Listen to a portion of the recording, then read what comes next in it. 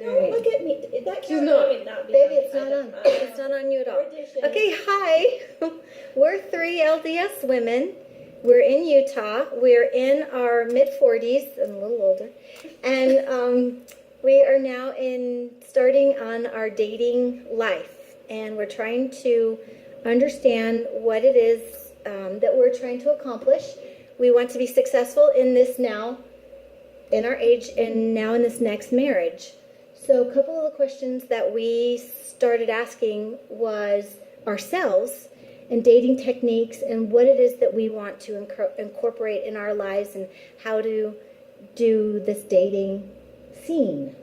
Yeah, it's scary out there. And how to text back and forth and get responses. We were talking about that.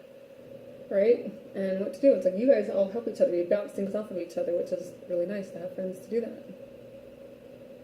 Exactly. Right? Exactly. And so my thought is there's a protocol or a role or a progression when it comes to these dating websites.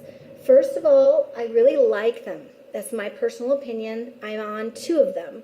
Since I'm LDS, my priority is LDS Planet. I do want to find another LDS mate and definitely go to the temple. So my idea... Sorry, it's funny. Eternal companion. Mate, I want to get along. I want to be happy. So my thought is we get on these dates, we get the bios, we pick out the ones we like, and then the next step is contacting them. So once you get a conversation going on, then you exchange phone numbers. So the next step is advancing from the dating website to a phone number.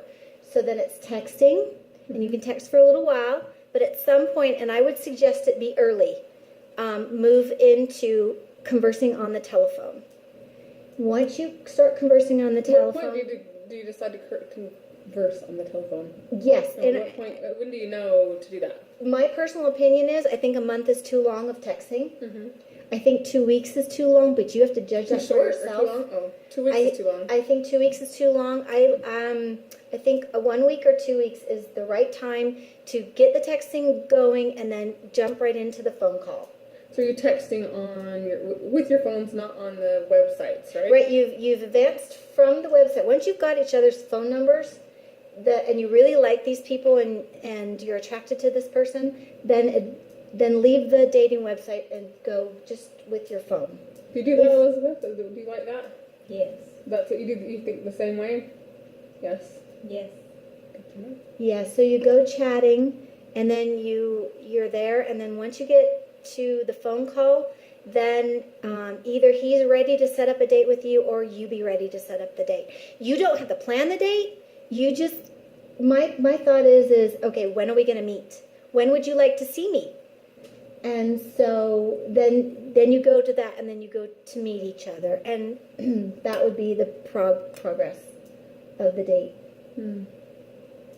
And then Elizabeth was saying something about prayer. Oh, you're going to talk? No. Yes? No. You had great advice. I didn't like that. Well, what happened? Talk about what just happened with the 2 of you with your dates. That, So Elizabeth, I'm going to start this out, and I hope she'll finish. My big challenge is dating people who have never been married, and I'm confused by it. If they're in their 50s and they've never been married, I'm scared of them. So Elizabeth, you had someone who's never been married, and this was your experience. You texted for 2 weeks? For a month. A month. And he just couldn't commit to any sort of time frame, any kind of date. He couldn't make a plan, and he couldn't keep plans. Right up until the very end. And he was sitting in his car at one point, and he says, okay, give me the directions to your house. And at that point, she hadn't heard from him for 3 hours. And he called and called and called. And called, and I finally said, enough. I'm not interested in meeting you anymore. If you can't communicate well now, you can't communicate well in a marriage. This is why you're still single. And that's important. That's the prayerful attitude and the quick understanding of what the relationship you're in, because you are in a relationship when you're texting and when you're telephone calling. You are now in a relationship. How are you going to gauge it? What are you supposed to be gauging? And how do you end it? Right. Politely, nicely, confidently, and move on to the next. Well, don't Gentlemen. get offended, because it's one of those things, right? You click or you don't. You what? You click or you don't. You click or you don't? What's that? Click. You click with one another or you don't. Oh, gotcha. I thought okay. Yeah. This is all new. There's energy, I believe. That's why this prayerfulness is important, because the Lord's showing us at many levels of circumstances. Yeah, because I'm not even there. I'm not ready to date. I'm not even, I'm not, it's going to be a while. Sometimes we Sometimes I think, just want to heal. why didn't this guy call? Why didn't this guy text me? I'm saying, it's okay. The Lord's telling you something you might not know anything about. Just go with it. Be okay with your favorite guy not texting you or not conversing with you, and don't try and understand it. Just believe the Lord is helping you, and always ask for His help. Definitely. Okay, What so did you say? That was agreed, but how did you? There was something that you said what to ask for. You both have said that, like things that you pray for. Lord, on a daily basis, we are in the midst of this discerning. It's constantly discerning. We're discerning our future, our futures, and all of this is groundwork. All of this is groundwork, and we're watching to see the way our future spouses are responding, and we want to keep this good dating pattern through the Or marriage. just build a relationship. Build the dating pattern, and build the dating pattern in the marriage, so that you're always enjoying one another, and it's an easy transition from single to marriage. See, for me, what I don't know. I've not. It's been 24 years, and I'm not, not there yet. But for me, I just want a friend.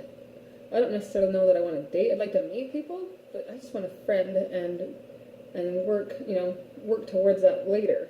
For me, lots of people, and let's go do something. Let's go for a hike. Let's go, swimming. Or I want to do fun things. I want to do things that don't cost things too all the time, because it gets expensive. We don't have a lot of money. A lot of people in these situations don't have a lot of money. So it's like, what kind of person are they? What, right?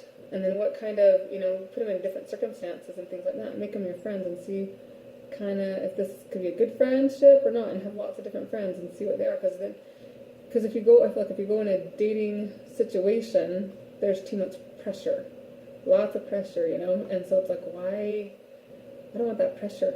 It's like, because they're doing that. You're looking for somebody to marry. I don't know that. I just want a friend. And then if you have that friend, and you can work into that friendship, then that friendship can work. Then it'd be nice to be able to, if you get to that point, or when you get to that point, you're marrying your best friend. And then when you it's have like, so the dating thing scares me, but man, I would like to have some friends and do stuff.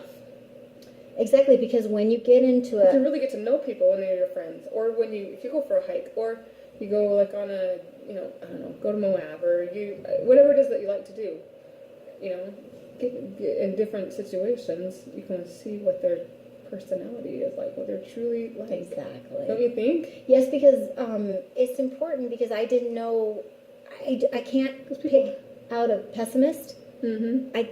You kind of have to live with someone for a while to think, oh my, People I think hide I married things. a pessimist. And, I think the Lord can help me discern that before I even get into that Level? Yeah, the fiance should. But they can hide things like that. So Yeah. that's why you have to ask for the discerning knowledge to be able to see through what they're hiding from you. Yes. It's hard, even though you ask for that. Sometimes it's still really hard. I know hard. many people that they still get into relationships. Like my friend, who was his wife was married. How did he know? How did he know? Ask, can I see your divorce decree? I mean, who asked for that? Yeah, she had a friend that got actually married, and then within the marriage found out that the spouse had not been officially divorced. Yeah, his wife was So that's difficult. was still married, And I'm it's sure like, you all have stories out there. Please email us, text us, tell us what you think of this little conversation, and share your input. Bye. Thank you. Okay. Oh, I'm not off at all. Where are you putting this?